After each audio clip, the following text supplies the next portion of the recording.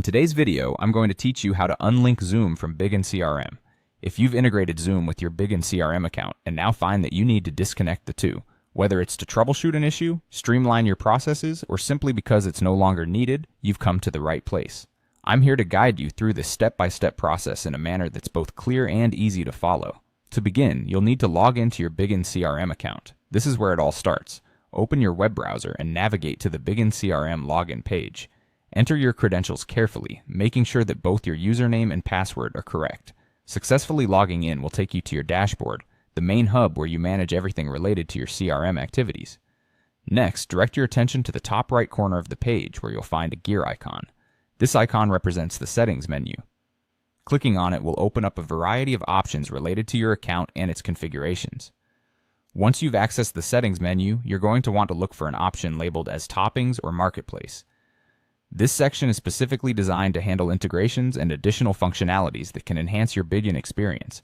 Clicking here will bring up a list of current and potential integrations available for your account.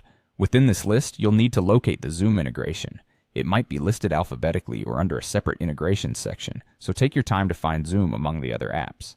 Once you've identified Zoom, click on it to proceed.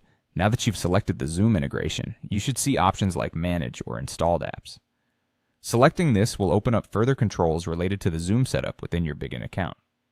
Here you will see a variety of details about the integration's status and functionalities.